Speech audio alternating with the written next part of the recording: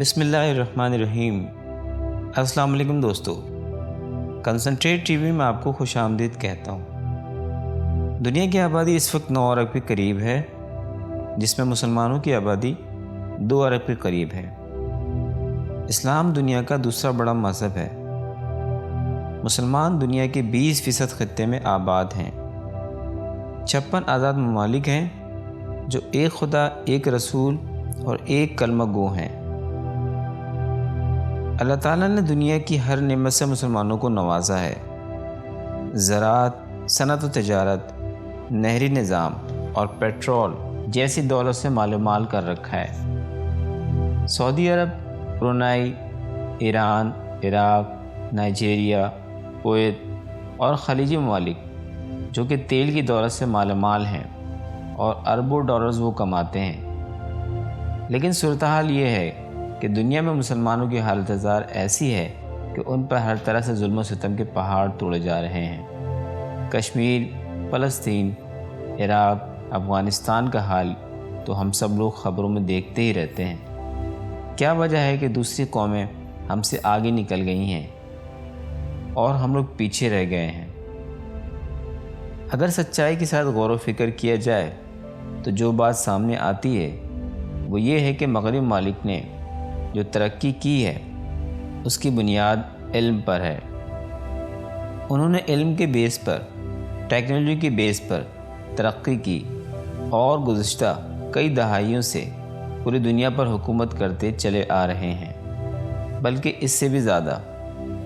حقیقت یہ ہے کہ ترقی یافتہ قوموں نے ابتدا ہی سے فروغ علم اور ریسرچ کو اپنی ترجیحات میں اولیت دے رکھی تھی۔ مغرب میں 1443 میں پرنٹنگ پریس ایجاد ہوا، پھر 16ویں صدی عیسوی میں لندن سے پہلا ویکلی نیوز پیپر جاری ہوا۔ 1631 عیسوی میں پہلا فرانسیسی اخبار جاری ہوا۔ اسی دور میں قرآن مجید کا فرانسیسی اور انگریزی میں ترجمہ بھی ہوا۔ مغرب کی جانب سے مسلسل اور متواتر ایجادات کا سلسلہ جاری ہے۔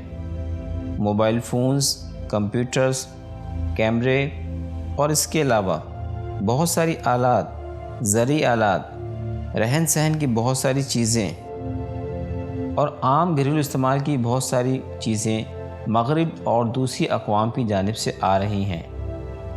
اس کا نتیجہ یہ نکلا کہ ہمیں بھی ان سب چیزوں کی استعمال کی ضرورت پڑ گئی۔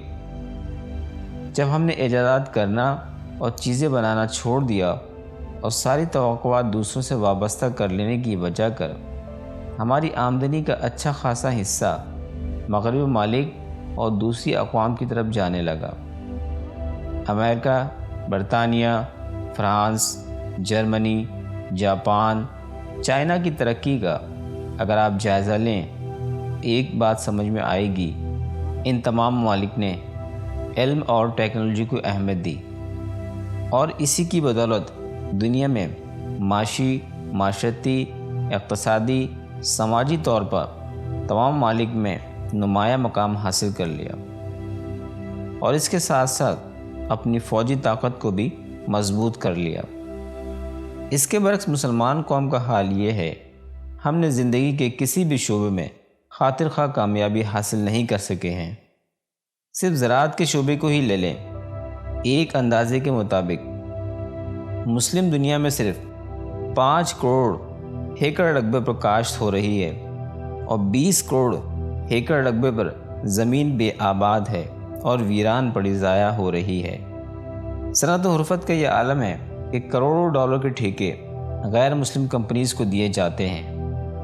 پیغمبر اسلام سیدنا حضور علیہ السلام کی پیغمبرانہ بصیرت کو آج سے 1400 سال پہلے ہی یہ ادراک حاصل تھا کہ دنیا آج جیسی نہیں رہے گی۔